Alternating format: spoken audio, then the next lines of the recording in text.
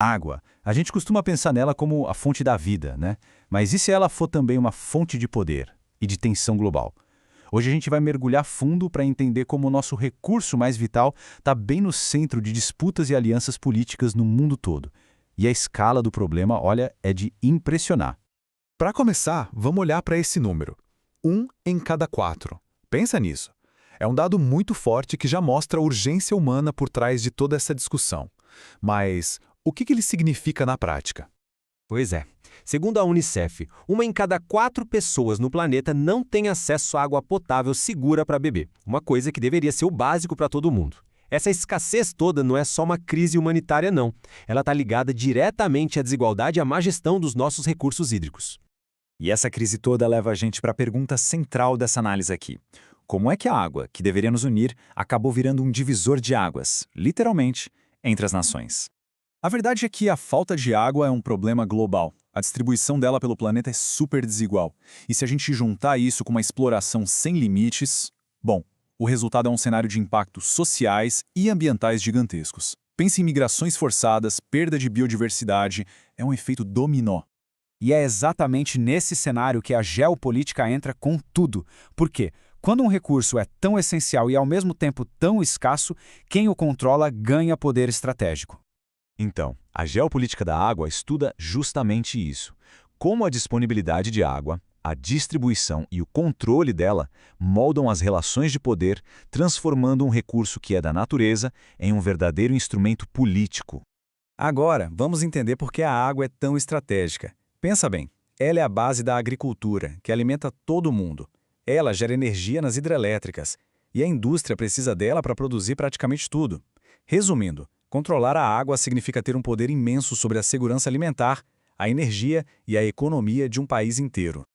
E olha só esse gráfico, ele deixa o ponto da segurança alimentar muito claro. A agricultura, sozinha, consome 70% de toda a água doce do mundo. É um número gigantesco, e isso ajuda a gente a entender por que o controle de rios e a construção de barragens viram pontos de atrito tão sérios entre países.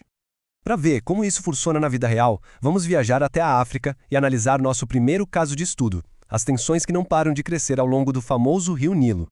O centro de toda essa disputa é uma obra monumental, a Grande Barragem da Renascença, um megaprojeto que a Etiópia está construindo no Nilo Azul. De um lado da mesa temos a Etiópia, do outro o Egito e o Sudão, que ficam rio abaixo e dependem dessa água para sobreviver.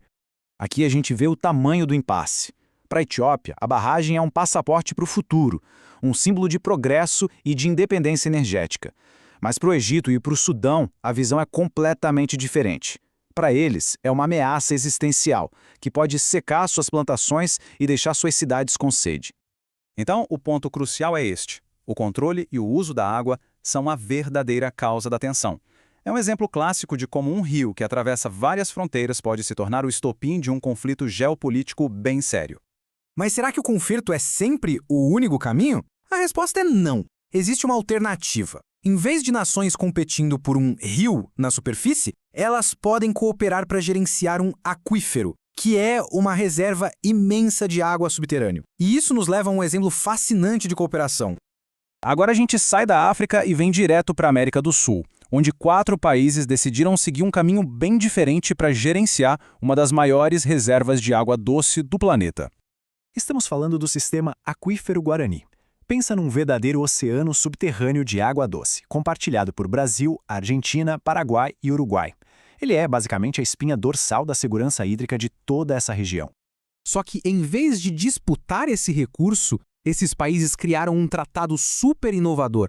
O foco é na gestão conjunta, na troca de informações e, principalmente, na preservação do aquífero para as futuras gerações. E os objetivos são muito claros: cooperar em vez de competir. O acordo incentiva pesquisas conjuntas e a preservação do aquífero, com o objetivo principal de evitar conflitos antes mesmo que eles comecem. É uma verdadeira aula de diplomacia da água. Os exemplos do Nilo e do Aquífero Guarani mostram os dois lados da moeda, né? Conflito ou cooperação. Agora, a questão é como a gente pode construir um futuro hídrico que seja mais sustentável para todo mundo. As soluções, na verdade, já estão ao nosso alcance. A gente precisa urgentemente usar tecnologias de irrigação mais eficientes, tratar e reutilizar cada gota de água, proteger nossas nascentes e rios e, claro, conscientizar todo mundo sobre o valor imenso da água. E a gente termina com essa reflexão. A água pode sim ser uma fonte de conflito, mas ela também pode ser um catalisador para a paz. A escolha não é só dos governos. O futuro do nosso planeta está literalmente em nossas mãos e na forma como a gente vai gerenciar cada gota d'água.